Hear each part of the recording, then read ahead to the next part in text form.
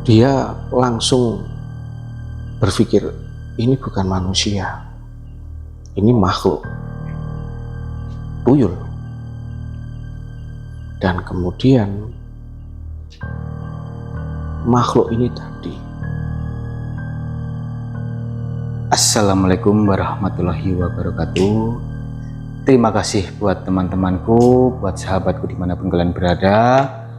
Terima kasih yang sudah setia menonton channel saya, yaitu channel Dunia Rasti. Channel ini adalah channel yang menceritakan atau bercerita tentang kisah-kisah nyata, kisah horor, dan kisah mistis.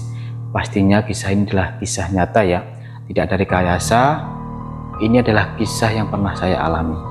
Tetapi untuk video saat ini yang bercerita adalah teman saya ya, teman-teman. Dia akan bercerita tentang tuyul yang bermain. Kalau di sini bahasanya cuyu, teman-teman. Jadi judulnya kisahnya itu adalah tuyul yang bermain cuyu di waktu maghrib. Dan waktu itu katanya teman saya ini ada hujan gerimis ataupun hujan kecil-kecil, teman-teman. Oke, kita langsung saja alihkan ya, biar teman saya yang bercerita. Silahkan kalian dengar dan kalian simak. Jadi ceritanya waktu itu maghrib. Waktu itu hujan rintik-rintik dan bertepatan dengan azan maghrib. Waktu itu saksi hidupnya adalah Pak Lek saya, yang pada waktu itu mau mengambil wudhu untuk menunaikan sholat maghrib. Karena rumahnya itu tepat juga berada di area persawahan, jadi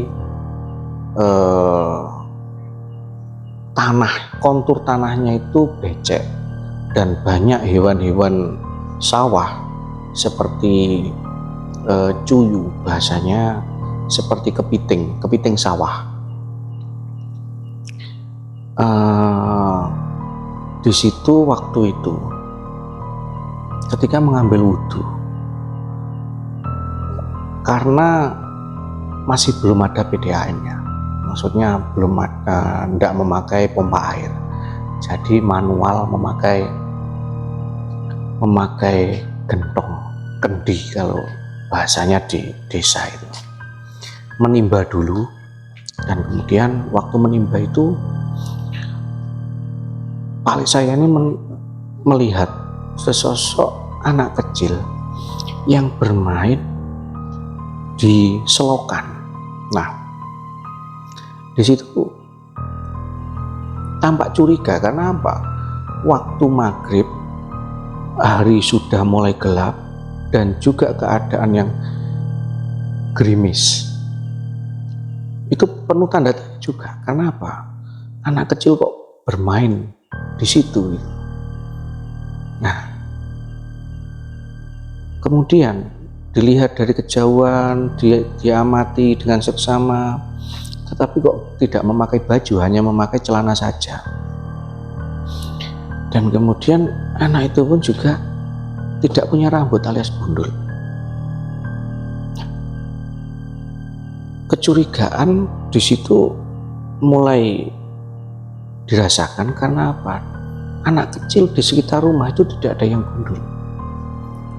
Pak Lek saya berpikir, mungkin tetangga, anak tetangga ada yang baru dicukur rambutnya, seperti itu. Jadi berpositif thinking lah, mungkin ada anak tetangga yang baru dicukur gundul, jadi tidak berpikiran kemana-mana.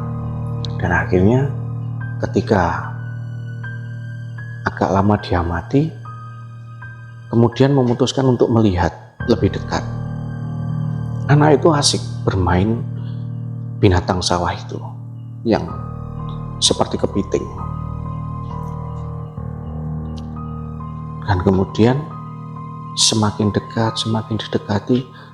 Ketika hampir dekat, anak itu menoleh.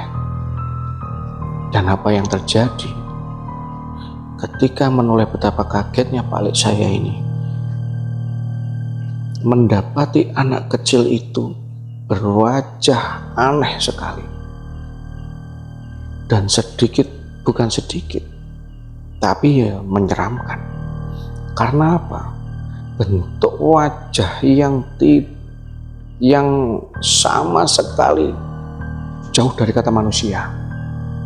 Memang mulut ada, mata juga ada, hidung juga ada, tapi letaknya tidak sama dengan manusia pada umumnya. Matanya satu, ada di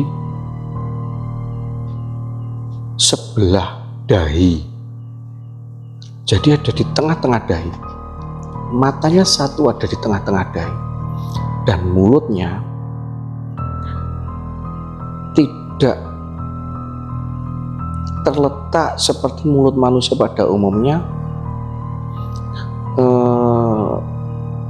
Mulutnya itu dari atas ke bawah, di bawah hidung itu dari atas ke bawah, bukan menyamping, tapi ke atas. Jadi posisinya sejajar dengan hidung. Kaget sekali.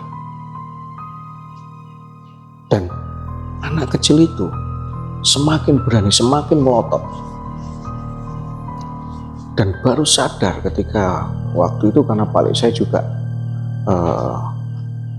agak lumayan berani ya. Dan akhirnya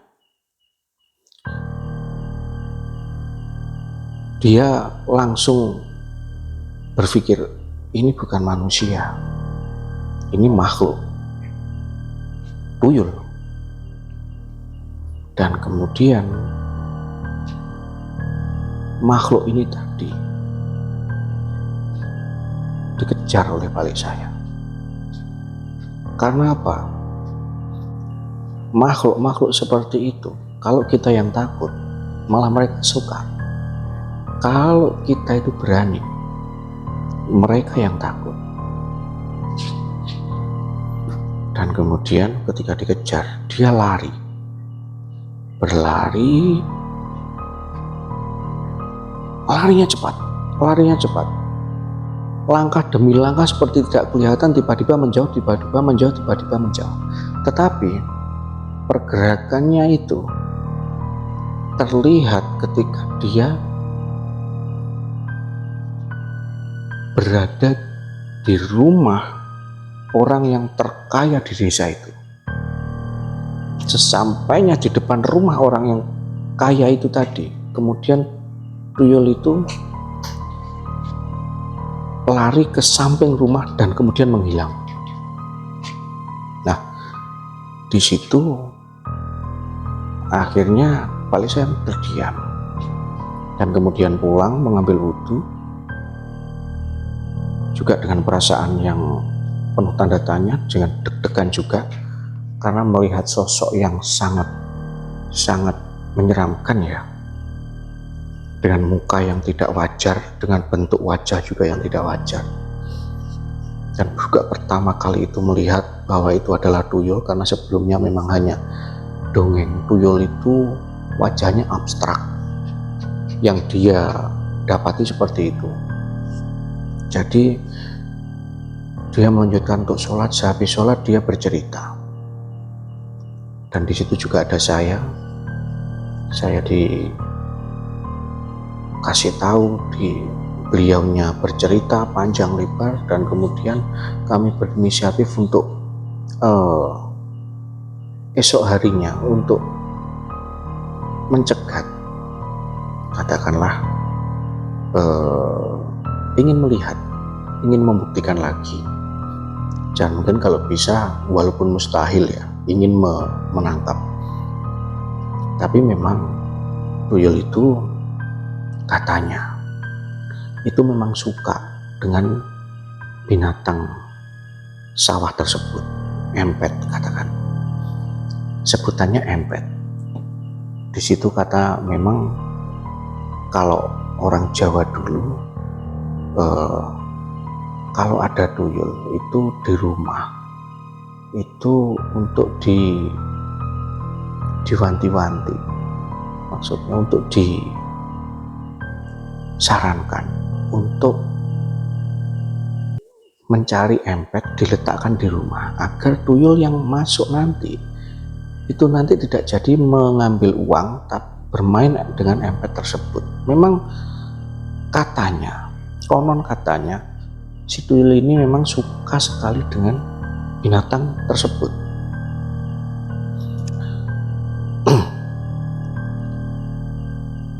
Dan keesokan harinya kami mencari empet untuk dikumpulkan, diletakkan di tempat di mana kemarin tuyul tersebut bermain empet. Tapi kenyataannya memang kami tidak menemukan. Sampai 7 hari berturut-turut kami lakukan, tetap hasilnya nihil.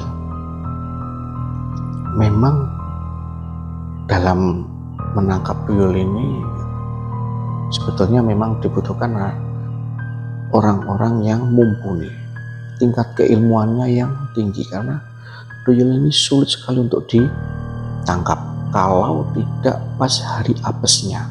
Mungkin waktu itu jika Pak saya itu mempunyai ilmu yang mumpuni, mungkin sudah tertangkap, karena waktu itu memang benar-benar tuyul tersebut lengah. Dia asik sekali bermain dengan binatang tersebut. Nah, jadi kesimpulan cerita kali ini, teman-teman, untuk menjadi referensi, jika memang mungkin ada tuyul, salah satunya selain dengan ikhtiar uang di staples atau di tali dengan karet gelang, juga bisa di rumah itu diberi atau dikasih binatang sawah.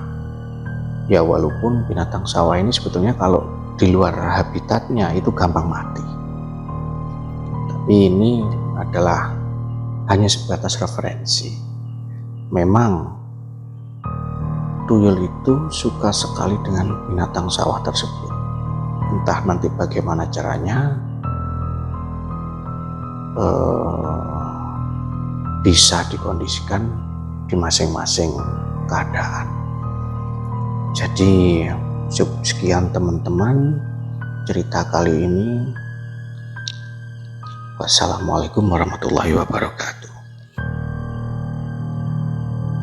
Oke teman-teman, itu dia cerita sahabat saya. Terima kasih ya, kalian sudah mendengarkan video saya awal hingga akhir. Dan terima kasih juga yang sudah menonton channel saya. Dan sebelum kalian meninggalkan, jangan lupa untuk selalu mendukung channel saya dengan cara subscribe, like, dan share ke teman-teman kalian, kerabat kalian, ataupun keluarga kalian jika kalian suka. Jika kalian tidak suka, skip saja channel saya, tidak masalah. Yang penting kalian senang. Saya akhiri teman-teman. Wassalamualaikum warahmatullahi wabarakatuh.